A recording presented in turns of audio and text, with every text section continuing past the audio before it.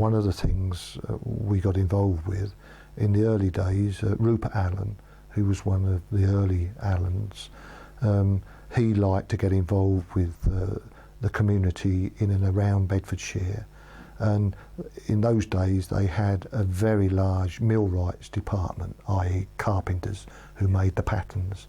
And they made, Rupert Allen had his men make one of these, you know, the helter-skelters that you see at the fun fairs. Well, he had one built in Allen's, and as a result that particular helter-skelter went all around Bedford to the fetes and the shows. We used to take that every Friday night. We loaded it on a lorry, and I'm talking about 50 odd years ago. Yeah. And it was loaded on one of our lorries, and then we took it to, I don't know, Sharnbrook, and we assembled it, and it was quite high. Yeah. And then that would be there for the Saturday for the fete, and then we took it to pieces and brought it back again to Allen's, ready for the next week. I was a member of the Angling Club. I was chairman of the Angling Club. I was a member of the Angling Club before I even came to Allen's, because Dad was on the committee and I used to go fishing with them. And he gradually got that I wasn't working Sunday, but I was going in competitions on a Sunday all over the country, everywhere, and it was costing a lot of money. And I got politely told that I couldn't afford it. And I don't want you to go to work, but I can't afford that great expense of going match fishing. I suppose really I was very interested in sport, cricket mainly, cricket and rugby. And I suppose really you mix with those people, you know, that's where you used to get your laughs, that's right. And, you know, you'd go off to a team somewhere in a coach or cars, and you'd play the game, and you'd have a good old sing-song afterwards, you know. That was the sort of thing that stuck in my mind, and I think that's why I stuck to it for the best part of my life, sport. I played bowls, I was in the drama club. I think we used to meet in the hall in the recreation club. Oh, what, in the Allen? Yeah. So later on, when the new pink room was erected, we used to go in there, and we used to do a play at Allen's, and then each year we used to go to the town hall theatre place. What, the civic theatre? Yeah. Well, I was various people. I was funny old women, and I was smart young people. It was whatever we were doing. We didn't do it all a year round. We'd do a play, then have a rest, and then do another play. Mr. Albury, who worked in the accounts department, he used to run it.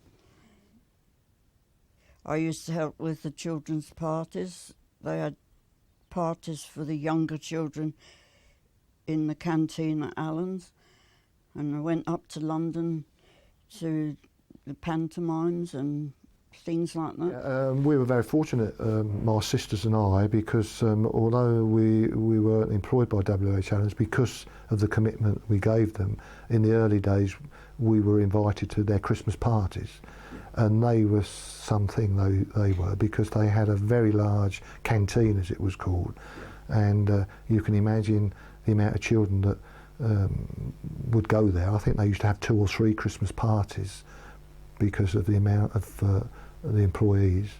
And so we got invited to those, and they were good dues. No, and I used to sit and watch the same old cartoons every year. Then we used to have our sandwiches and our jelly and everything else. And then Dad used to come in, and it used to get him, because I think the night before they always used to have the big whist drive in the canteen. I'm sure that was what they used to do, because it was the night they all got blotto on this whist drive. I'm not kidding you.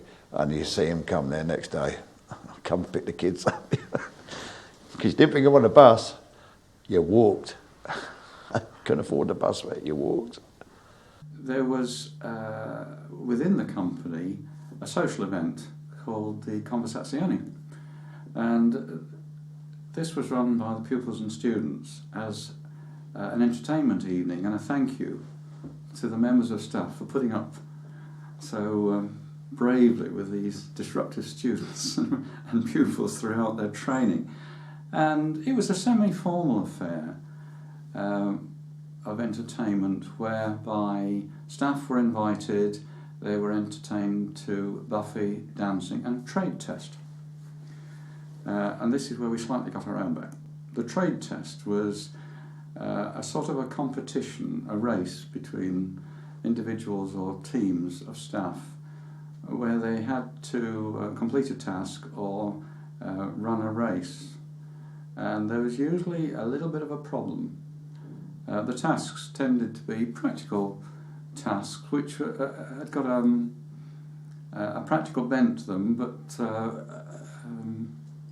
sort of an engineering theme. The races could be anything, which was silly. And one of the projects was to invent a tricycle, which members of staff would drive one after the other, and it was a timed race around bollards or cones or something.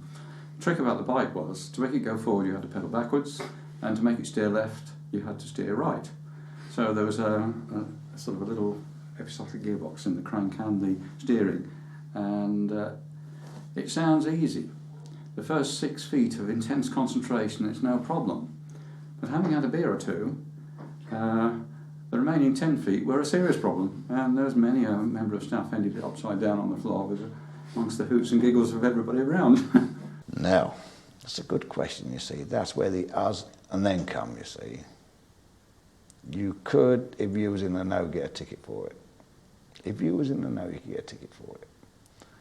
And a mate of mine, his wife worked in the office, and then she could get tickets. She could actually get 4, but the shop floor had to go in a raffle. The staff got all they wanted, and the shop floor went in a raffle. I'm not joking, this is true. But we got on the committee, and we changed it. We had one at the, we said we'll have one at the Bunyan Centre.